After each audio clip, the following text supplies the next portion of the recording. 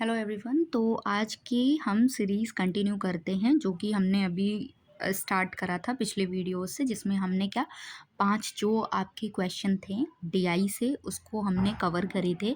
अब हमारा 6th question है और वहाँ से हम स्टार्ट करने जा रहे हैं। Absolutely this video is gonna to be only 10 to 15 minutes, क्योंकि उसके आगे मैं इसलिए नहीं बढ़ती हूँ क्योंकि आपके 10 to 15 जो मिनट होते हैं उसमें आप अच्छे से कॉन्सेंट्रेट कर पाओ, उस चीज़ों को अच्छे से पढ़ पाओ, हम डेप्थ में जाएँ, क्योंकि जो पीवाईक्यूज़ होते हैं ना they are extremely important. Long videos मतलब क्या कि आप स्किप करोगे, 10-10 मिनट्स का क्या होता है ना, जल्दी जल्दी बढ़ा बढ़ा कर देखते हो और उसमें क्या होती है, प्रॉब्लम होती है। आप बहुत सारी चीज़ें जो इंपॉर्टेंट चीज़ें हैं वो स्किप कर देते हो।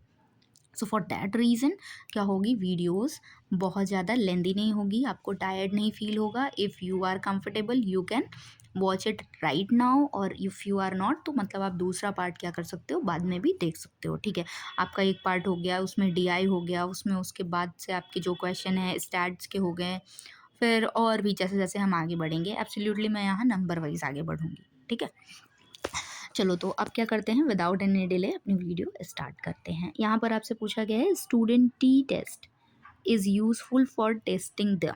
ठीक है, टी टेस्ट किस लिए आपका यूज़फुल है।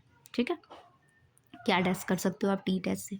तो देखो, सबसे पहले जो टी टेस्ट होता है ना, आपको इसके बारे में थोड़ा बहुत मालूम होना चाहिए। अगर थोड़ा बहुत आपको इन्फॉर्मेशन रहेगी इसके बारे में तभी आप इस क्वेश्चन को कर पाओगे। हाँ, और ये बहुत ही जनरल इन्फॉर्मेशन पे बेस्ड क्वेश्चन था। ठीक है, it it is based on general information. हाँ, इट वॉज थोड़ा सा कंफ्यूजिंग तो होगा ही, बिकॉज यहाँ पर क्या होते हैं, जो आंसर के जो सेट्स होते हैं ना वो बड़े अजीबोगरीब ढंग से दिए होते हैं। यहाँ पर भी सी है, मान लो आपको सी वाला ही आ रहा है तो यहाँ पर भी सी है। ठीक है, वहाँ आप कंफ्यूज हो सकते हो। और यहाँ पर भी सी दिया है, मान लो आपको एक ही ऑप्शन आ रहा है इसमें से तो पता चला वो तीनों में प्रेजेंट है, तो ये प्रॉब्लम हो सकती है। इस एग्ज़ाम में थोड़ी सी प्रॉब्लम ये जो है वो आती है। पर टी टेस्ट के बारे में आप थोड़ा सा जान लो, क्योंकि T test, ANOVA test, Z test और आपका ये हो गया क्या बोलते हैं, काई स्क्वायर टेस्ट, है ना। जो आपके कौन कौन से टेस्ट, पैरामेट्रिक और नॉन पैरामेट्रिक के ये पार्ट होते हैं। ठीक है, ये आपका पैरामेट्रिक और जो आपके नॉन पैरामेट्रिक है ना, उसी के पार्ट होते हैं। ठीक, तो ये दोनों टेस्ट आपको कवर करने होते हैं। ठीक है, हालांकि इसके जो नॉन पैरामेट्रिक जो टेस्ट हैं, जैसे इसका काई स्क्वायर टेस्ट हो गया है ना, और पैरामेट्रिक में आपके ये हो गए जेड टेस्ट, टी टेस्ट, है ना, एफ टेस्ट, ये सारे टेस्ट। तो ये जो बहुत ज़्यादा नोन वाले टेस्ट हैं, जेड, टी और एफ, ये सब आपको पढ़ना है। ये तो कंपलसरी है ही, और काई स्क्वायर को भी पढ़ना ही होगा। तो कुछ ऐसे टेस्ट हैं, इसके बारे में अगर आप थोड़ा थोड़ा क्या है ना कि आपको क्या बोलते हैं, अगर डेफिनेशन भी मालूम है तो हो सकता है कि एग्ज़ाम में आपका काम बन जाए, और इसके रिगार्डिंग एक दो क्वेश्चन कर लोगे तो that will be easier for you.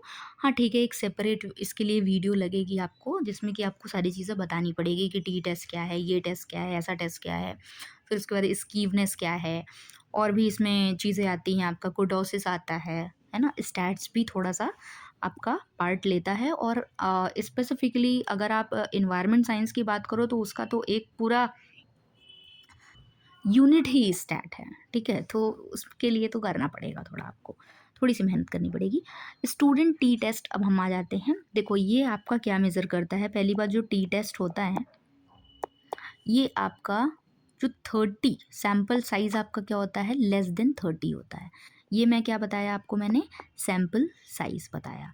ये आपको ध्यान रखना है। टी टेस्ट से ही हम टेस्ट पढ़ना स्टार्ट करते हैं। ठीक है, फ्रॉम द वेरी बिगिनिंग और वेरी बेसिक, है ना। तो टी टेस्ट का जो साइज़ होता है वो क्या होता है, लेस देन 30 होता है। 30 सैम्पल से कम आप साइज़ रखोगे। ठीक है, उसके बाद ये क्या करेगा, ध्यान रखना, यहाँ पर आपका क्या देखा जाएगा, एक नहीं दो। अब मैंने क्या बोला, एक नहीं दो। कंपेयर करने के लिए आपको कितनी चीज़ों की ज़रूरत पड़ती है, एक चीज़ों में आप कंपेयर कर पाओगे क्या, comparison, that means you need 2 samples. आपको क्या ज़रूरत पड़ेगी, 2 सैम्पल्स की ज़रूरत पड़ेगी ही, क्योंकि टी टेस्ट क्या होता है, आपका क्या चेक करता है, कंपैरिजन चेक करता है, significance of difference, difference is your comparison. आप दो चीज़ों को कंपेयर करना चाहते हो। कंपेयर करना चाहते हो, what do you mean by comparison? कि आप दोनों में डिफरेंस देखना चाहते हो। कंपैरिजन में आप डिफरेंस ही तो देखते हो, अच्छा वो इतना लंबा है, अच्छा वो इतना छोटा है, हाँ वो उससे बड़ा है, वो इससे छोटा है, ऐसा करके देखते हो कि नहीं? तो ये क्या चेक करता है? Significance of difference between two samples. ठीक है, अब देखो आपने ये देखा कि वो उससे इतना बड़ा है, वो उससे इतना छोटा है, हाँ उसके नंबर इतने कम आए, उसके नंबर इतने ज़्यादा आए। ठीक, तो ये क्या देख रहे हो आप? एक तरीके से रिलेशन देख रहे हो, रिलेशन देख रहे हो ना? ठीक है, ये जो मैंने लाइन बोली, अगर आप ये लाइन याद रखो कि हमारे पास एक छोटा सैंपल साइज है जिसमें हम कंपैरिजन देख रहे हैं, ठीक है, कि वो उससे कितना छोटा है, कितना बड़ा है, तो आप देखो एक तरीके से उसका रिलेशन देख रहे हो, तो आपको आंसर मिल जाएगा। A and C will be your answer. ठीक है, ए और सी कहाँ पर है? ये चौथा वाला ऑप्शन। ठीक, तो ये क्या देखेगा? Significance of difference between two samples means, और उसके बाद significance of correlation coefficient. Analysis of variance, ये है आपका अनोवा। अनोवा टेस्ट जो होता है, ध्यान रखना, ये हमेशा क्या होता है, इसकी सैंपल साइज़ क्या होती है? बड़ी होती है। ठीक है, और यहाँ पर एनोवा टेस्ट जो आप देखते हो, तो ये कंपैरिजन करता है टू से ज़्यादा, है मोर देन टू सैंपल्स आप यहाँ पे कंपेयर करते हो, राइट? तो अनोवा टेस्ट तो हो ही नहीं सकता, तो डी जहाँ जहाँ हूँ वहाँ वहाँ इसको डी को काटो। ये वाला एक आपको कंफ्यूजिंग लग रहा था, डी हम मैंने हटा दिया। Independence of attribute, independence of attribute से क्या समझे? कि जो दो सैंपल है ना, दो सैंपल का आपस में कोई लेना देना ही नहीं है, आपस में वो एक दूसरे को नहीं जानते, दे आर इंडिपेंडेंट। ठीक है, अगर मान लो यहाँ बॉय है, यहाँ पे गर्ल है, ठीक, अब आप ले लो यहाँ पर चाय, टी ले लो, ऑप्शन टी ले लो आप एग्जाम्पल में, ठीक है, तो आप बोलो कि नहीं नहीं यार, जो चाय होती है ना ज़्यादा पसंद लड़कियाँ ही करती हैं, लड़के नहीं करते। ठीक है, तो ये जो इंडिपेंडेंस ऑफ एट्रीब्यूट है, ये आपका कौन चेक करेगा? काई स्क्वायर चेक करेगा। ठीक है, काई स्क्वायर टेस्ट करोगे तो आप उसमें बता पाओगे ये। ठीक, काई स्क्वायर टेस्ट जो होता है वो बताता है इंडिपेंडेंस ऑफ एट्रीब्यूट के बारे में। It is not T test, ये आपको बताता है क्योंकि ये तो रिलेशन बता रहा है ना आपका, ये कोरिलेशन कोफिशिएंट बता रहा है। ठीक, ये आपका कॉज इफेक्ट नहीं बताएगा, पर क्या बताएगा? रिलेशन तो बताएगा ही बताएगा। तो ऑप्शन क्या हो जाएगा आपके पास? ए एंड सी। ठीक, चलो अब नेक्स्ट क्वेश्चन पे हम चलते हैं, राइट? देखो नेक्स्ट क्वेश्चन क्या है आपका? The Shimla conference 1901 was described by Lord Curzon as. Shimla conference की बात कर रहे हैं, ठीक है। देखो इसमें तो अगर आप जानते हो तो आप जानते हो, नहीं जानते हो तो नहीं जानते हो, ऐसा वाला कुछ क्वेश्चन है ये, ठीक है। पर मैं बताती हूँ अब इसका आंसर आपको, हो सकता है ये फिर से पूछा जाए, ठीक है, क्योंकि एजुकेशन कमीशन से क्वेश्चन आते हैं, किस टाइप के बनते हैं वो तो एनटी ही बता पाएगा आपको, ठीक है। चलो, इसको बोलते हैं हम सीक्रेट एजुकेशन कमीशन। ठीक, सीक्रेट एजुकेशन कमीशन इसको क्यों कहा गया था शिमला कॉन्फ्रेंस को? क्योंकि ना ये बंद दरवाजे के अंदर हुआ था, ये प्री प्लान्ड था आपका जो ये कॉन्फ्रेंस था, ठीक है। इसमें कोई भी इंडियन जो टीचर होते हैं, इंडियन स्टूडेंट होते हैं, वो पार्टिसिपेट नहीं किए थे, इसलिए इसको क्या बोलते हैं? Secret education commission. ठीक है, अभी एजुकेशन कमीशन के लिए ऑब्वियसली ये सारे जो टॉपिक्स पूछे गए हैं इसमें अलग अलग वीडियोस बनेंगी, और फिर हम क्या कर सकते हैं? उसको एलाबोरेटली कवर कर सकते हैं। यहाँ पर PYQ सॉल्व कर रहे हैं तो इसलिए थोड़ा हम जल्दी करेंगे, राइट? तो इसका आंसर क्या हो गया? Secret education commission. चलो नेक्स्ट पे चलते हैं। देखो ये जो क्वेश्चन आपका आया था ना, it was totally based on your mind.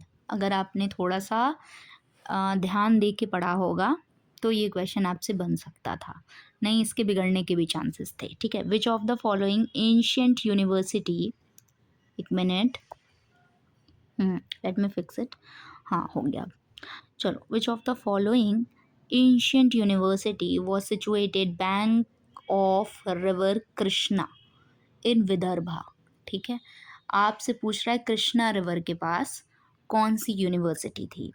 अगर आपने नालंदा तक्षशिला ध्यान से पढ़ा होगा तो आप इसको कभी नहीं मार्क करोगे, ठीक है, क्योंकि आपको पता है कि जो आपका तक्षशिला है वो कहाँ है? अभी ये इंडिया में है ही नहीं, पहली बात है ना। तक्षशिला आपका गांधार वाले रीजन में फॉल करता है। नालंदा अगर आपने पढ़ा होगा तो नालंदा आपका बिहार में है, बिहार में कृष्णा रिवर नहीं बहती, अगर आप इंडिया को जानते होगे तो। Shakya clan is again from the Bihar. Bihar में आपने पढ़ा होगा शाक्य।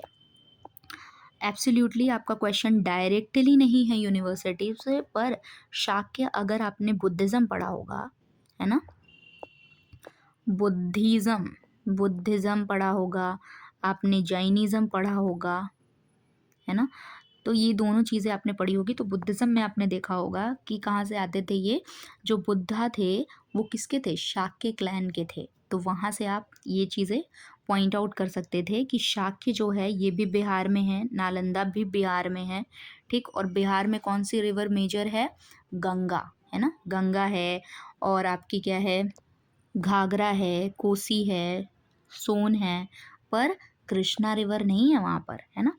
तो आपके 3 ऑप्शन ऐसे ही कट जाएंगे आपके सीधे सीधे से, हल्का सा अगर आप थोड़ा सा ध्यान दो तो, ठीक है। तो आंसर क्या बच जाएगा आपके पास, श्री धन्य कटक। यही क्या था, ऑड था आपके पास, ठीक। और कृष्णा रिवर कहाँ है आपकी, ये आपके साउथ में है ना।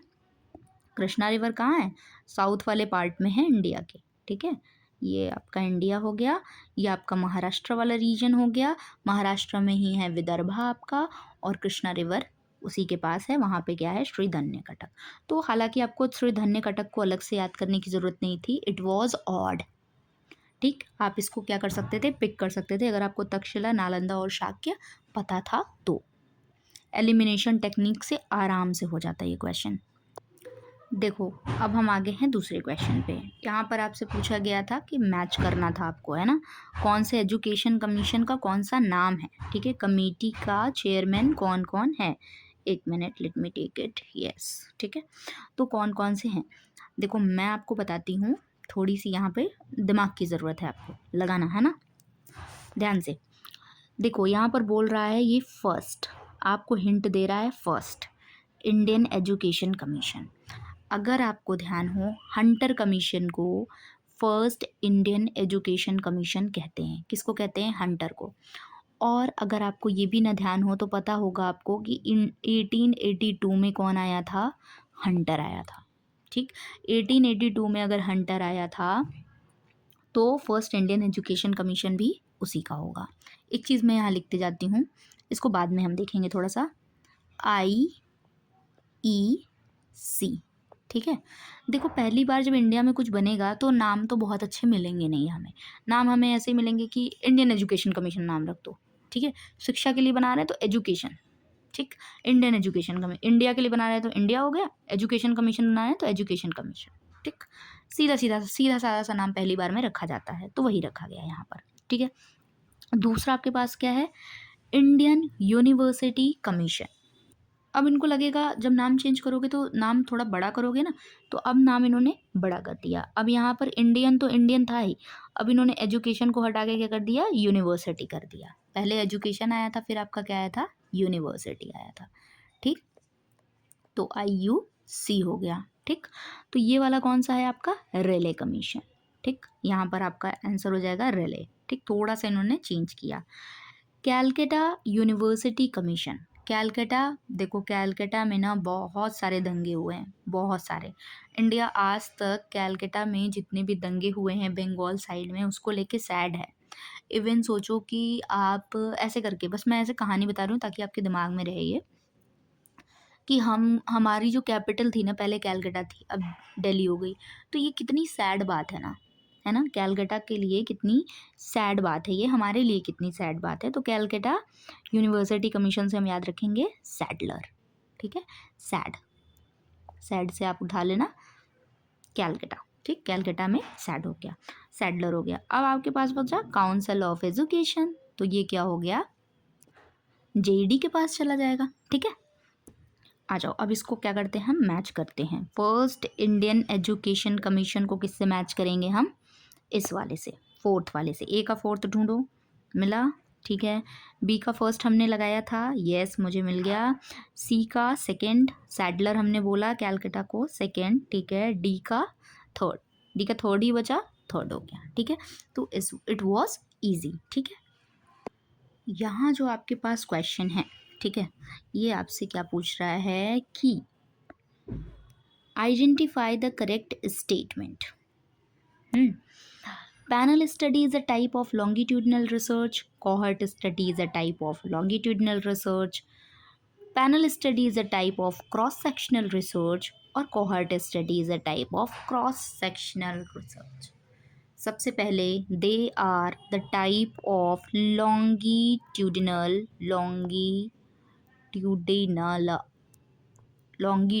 research.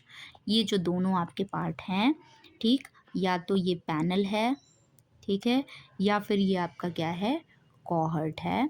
दोनों ही आपका लॉन्गिट्यूडनल का पार्ट है. अगर आपको ये टाइप ही पता था तो आपका क्वेश्चन बन जाता. ठीक है, फिर भी मैं थोड़ा सा बताती हूँ इसके बारे में, पैनल और कॉहर्ट के बारे में. लॉन्गिट्यूडनल जो आपका रिसर्च होता है ना, ये देखता है over the period of time आप में क्या चेंजेस हुए, है ना. जैसे मान लो इतना बड़ा 2022 ले लो, 20 ले लो, 21 ले लो, 22 ले लो, और देखो कि क्या चेंजेस हो रहे हैं ओवर द टाइम. ये क्या होते हैं, लॉन्गिट्यूडनल रिसर्च. इसका मतलब ये होता है. ठीक है, पैनल स्टडी, कोहर्ट स्टडी, दोनों में हम क्या करते हैं, over the period of time study करते हैं. थोड़ा सा चेंज है. पैनल में क्या होते हो आप, बहुत स्पेसिफिक होते हो.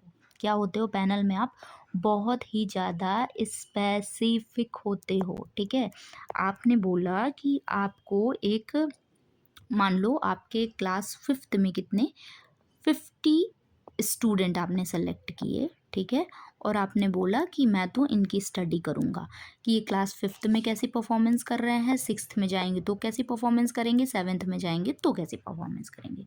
तो you choose the 50 student, but आप ध्यान रखो कि ये 50 स्टूडेंट ज़रूरी नहीं है क्लास 6th में जाएँ, ये 50 स्टूडेंट ज़रूरी नहीं है क्लास 7th में जाएँ. सम क्या करेंगे, कुछ जो रहेंगे इसमें से वो क्या कर सकते हैं, लीव कर सकते हैं, स्कूल ही छोड़ सकते हैं, कुछ फेल हो सकते हैं, बहुत सारी प्रॉब्लम आ सकती है. 50 स्टूडेंट नहीं रहने की प्रोबेबिलिटी ज़्यादा है. तो ये पैनल स्टडी में थोड़ी सी प्रॉब्लम आएगी आपको. अब मैं आती हूँ कोहर्ट स्टडी पे. कोहर्ट स्टडी क्या होती है, इसमें आप ग्रुप को लेकर चलते हो. किसको लेकर चलते हो, ग्रुप को लेकर चलते हो. फॉर एग्जाम्पल ग्रुप, ठीक, आपने ऐसा बना लिया कि मैं तो क्या करूँगा, जितने एडमिशन हो रहे हैं, ठीक है, 2022 में जितने एडमिशन हो रहे हैं, हाँ, या फिर मान लो क्लास 5th में जितने एडमिशन हो रहे हैं उनको मैं देखूँगा. ठीक, तो ग्रुप की जो आइडेंटिटी होती है ना वो सेम होती है. ठीक, अगर आप एडमिशन के टाइम पे देखोगे तो ये आपका ग्रुप जो रहेगा फिर से बन जाएगा, है ना. अगर एक बच्चा जाएगा तो दूसरा बच्चा आएगा भी तो, है ना. एडमिशन के टाइम पे ही होगा. आप 2022 में देखोगे, 23 में देखोगे, 24 में देखोगे, लेकिन आप किसको देख रहे हो, ग्रुप को देख रहे हो कि मैं क्लास 5th का देख रही हूँ, पूरा क्लास 5th को लेके मैं चल रही हूँ. इनको मैं क्या करूँगी, 22 में भी देखूँगी, 23 में भी देखूँगी, 24 में भी देखूँगी या देखूँगा. तो 22 में भी क्या होगा आपके, अगर 2-4 बच्चे गए भी स्कूल छोड़ के तो 2-4 बच्चे आएंगे भी. हाँ, तो ये जो आइडेंटिटी रहेगी वो इसकी फिक्स रहेगी. समझ आया थोड़ा सा इसका अंतर. ठीक है, बाकी तो जब अलग से पढ़ेंगे तो ही समझ में आएगा. ठीक है, तो अभी के लिए मैं क्या करती हूँ, इसको यहीं पे बंद करती हूँ. फिर बाकी के जो क्वेश्चन है we will cover it into the next lecture. ठीक है, इन आवर नेक्स्ट लेक्चर मैं ट्राई करूँगी कि और जितने मतलब ज़्यादा क्वेश्चन हो सकते हैं वो मैं करवा दूँ. ठीक है, thank you so much for watching this video. Do like and share. और उसके बाद आपको एक और काम करना है, अगर you have any confusion, any doubt, तो यू कैन कॉमेंट में देयर. और एक जो आपकी बहुत इंपॉर्टेंट बात है वो मैं आपको बता दूं. ठीक है, ये मैंने लिख के बता दिया क्योंकि ये इंपॉर्टेंट चीज़ थी. ठीक है, do not forget it. Okay, thank you so much, bye bye.